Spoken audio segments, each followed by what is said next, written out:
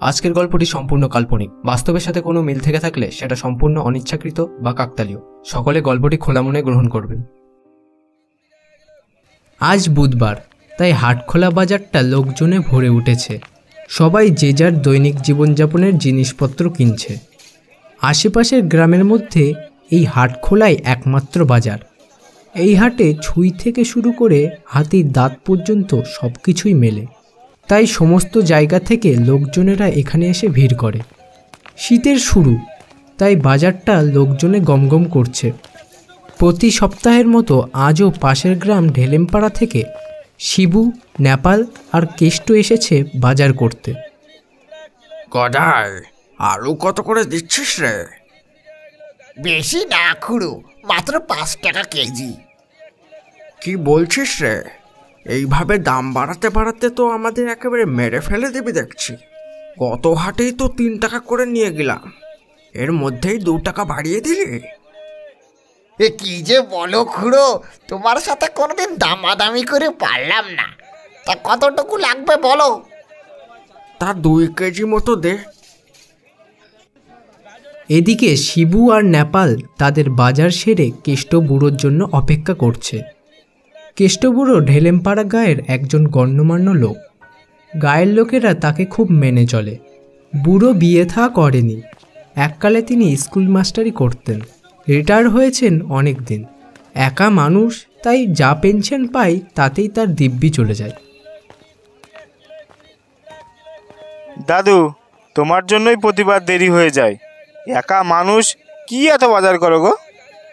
আরে আর বলিস না, গদায়ের দোকানেই বেশি দেরি হলো। বেটা সব জিনিসের দাম বাড়িয়ে দিয়েছে। পরের হাটে ওর কাছ থেকে আর মাল নেওয়া যাবে না।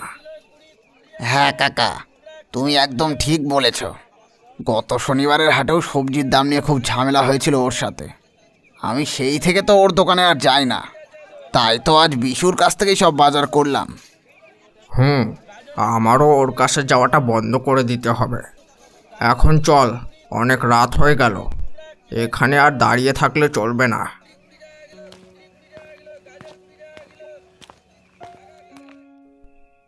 হাট পেরিয়ে তারা একটা ফাঁকা মাঠে এসে পৌঁছালো। সরু মাটির রাস্তা ধরে হেঁটে চলেছে তারা। নেপাল আর কেষ্টবুড়ো আগে, আর তাদের পিছনে টর্চ হাতে শিবু। এই এলাকাটা বেশ নিরিবিলি, লোকজনের বসবাস খুব একটা নেই। ঢেলেমপাড়া এখনও মাইল 3 পথ। শর্টকাট ধরলে তারা আরও তাড়াতাড়ি পৌঁছে যেতে পারে, কিন্তু সন্ধ্যার পর সেই রাস্তা দিয়ে কোনো মানুষের যাতায়াত নেই। গ্রামের লোকের কাছে অনেক কানাঘুষো শোনা যায়। ওই পথটি নাকি ভালো নয়। ওই পথের মাঝেই পড়ে গোপালের তালবাগান। সেখানে নাকি অনেকে অনেক কিছু দেখেছে। তাই যতই দেরি হোক, সন্ধ্যার পর সেই রাস্তা দিয়ে আর কেউ আসা যাওয়া করে না। কেষ্ট দাদু, চলো এই রাস্তা দিয়েই যাওয়া যাক। রাতটাও অনেক হচ্ছে, তাড়াতাড়ি গায়ে পৌঁছে যাব। খেয়ে পেয়েছিস নাকি তুই? ওই রাস্তা দিয়ে গেলে আজ আর কাউকে বাড়ি ফিরতে হবে না। কেন? এই রাস্তায় কি আছে? আজ পর্যন্ত শুনে আসছি এই রাস্তায় যেতে নেই। আদেও কোনোদিন কেউ কিছু দেখেনি। বাবা শিবু, রাস্তাটা খুব একটা ভালো নয়। লোকজনের বেশি যাতায়াত না থাকায় রাস্তার পাশে ঝোপ জঙ্গল হয়ে গেছে। রাত বিরাতে সাপখোপের ভয়, তাই আর কেউ যায় না। না, আমি আজ এই রাস্তা দিয়েই যাব। দেখি এই রাস্তায় কি আছে। আর তাছাড়া তো আমাদের কাছে টর্চ আছে। দেখ শিবু, একদম জেদ করিস না। বললাম তো ওই রাস্তা দিয়ে যাওয়া যাবে না। যত সময় লাগুক এই রাস্তা দিয়ে যেতে হবে। ঠিক আছে, তাহলে তোমরা যখন যাবেই না, তখন আমি একাই চলে যাচ্ছি।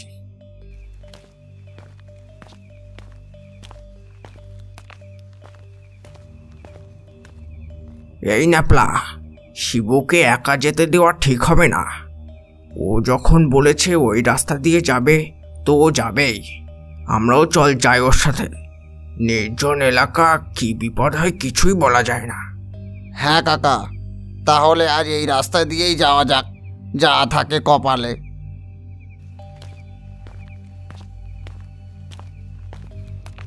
একটা মানুষ চলার মতো পথ দিয়ে শিবু, নেপাল আর কেষ্টবুড়ো আবছা টর্চের আলোয় বাজারের ব্যাগটা হাতে নিয়ে খুব সন্তর্পণে হেঁটে চলেছে।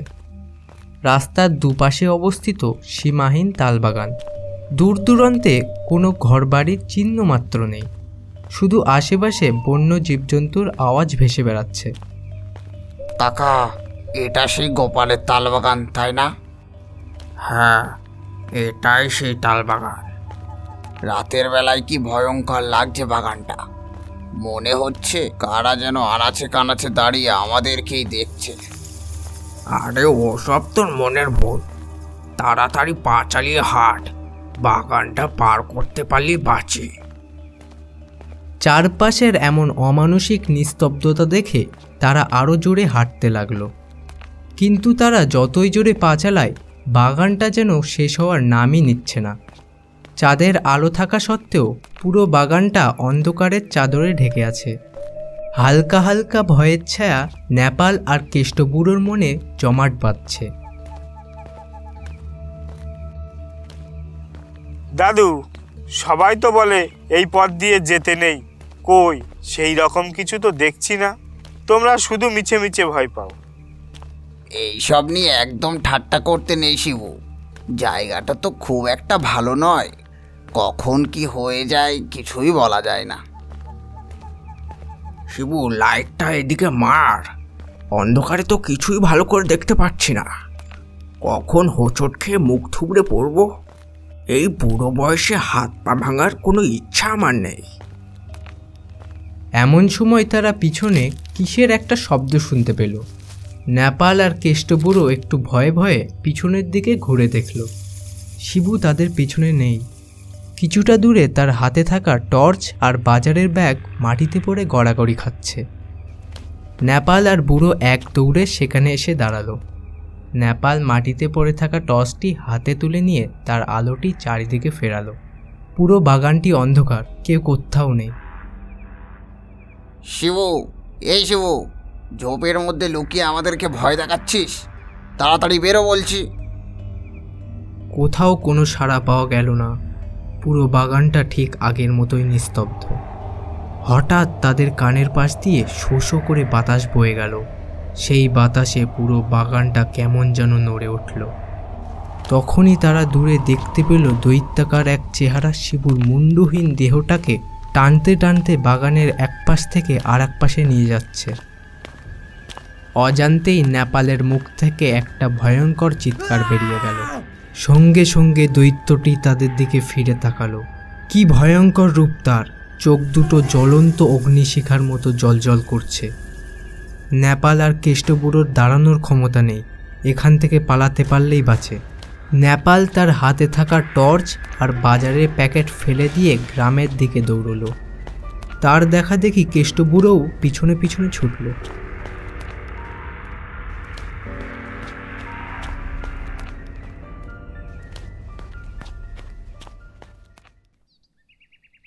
পরের দিন সকালে এই ব্যাপারটি নিয়ে পুরো ঢেলেমপাড়া গায়ে শোরগোল পড়ে গেল।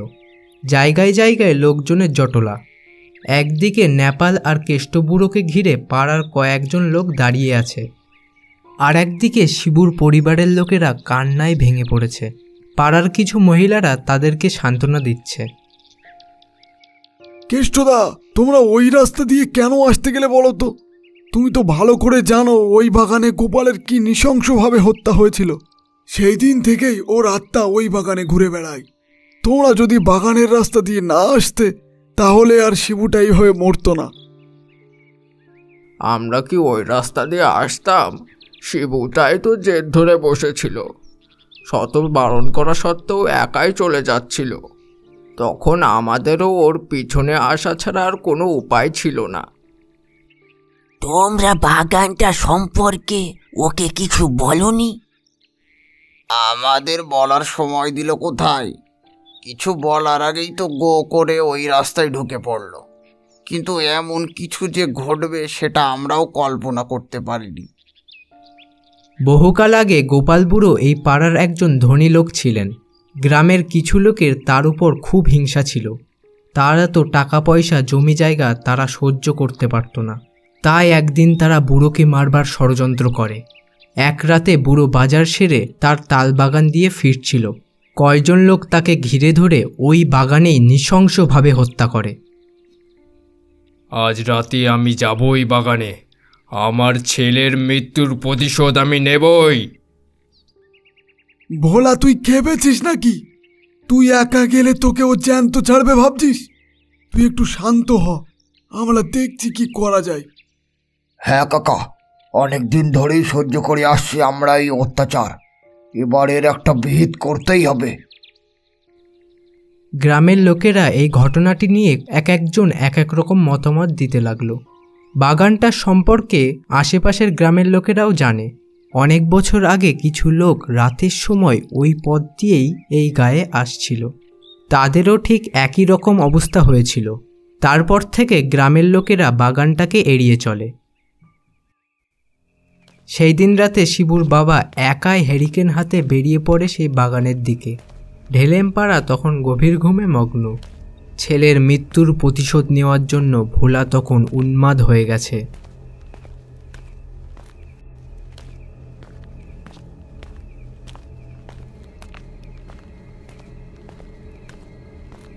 খানিক পর ভোলা তালবাগানে চলে এলো।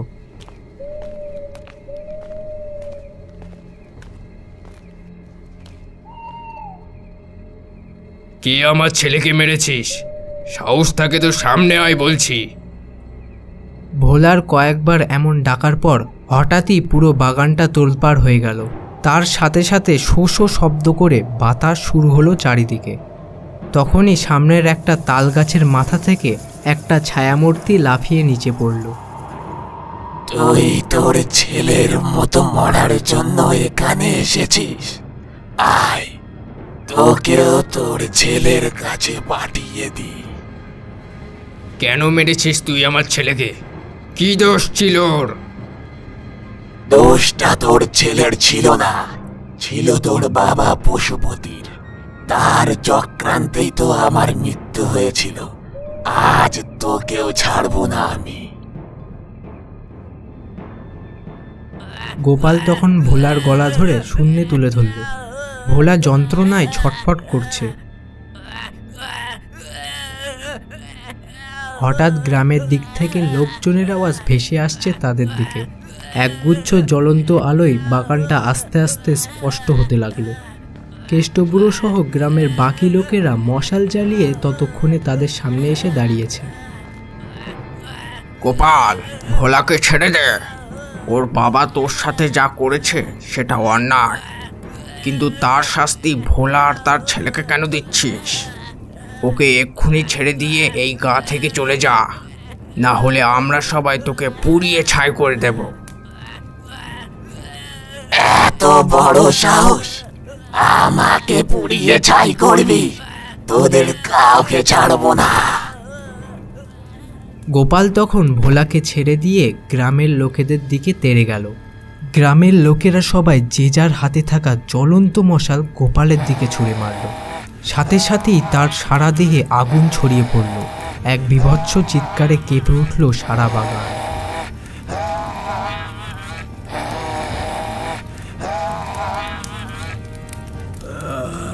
এইভাবে আস্তে আস্তে গোপাল আগুনে ছাই হয়ে বাতাসে মিশে গেল। বন্ধুরা, আজকের গল্পটি তোমাদের কেমন লাগলো সেটা কমেন্ট করে জানাতে ভুলো না। আর এরকম ধরনের আরও গল্প পেতে তোমরা চ্যানেলটিকে সাবস্ক্রাইব করো। আজকে আমাদের সাথে ছিল জীবন্ত ছবি। তোমরা চ্যানেলটিতে গিয়ে ঘুরে আসতে পারো।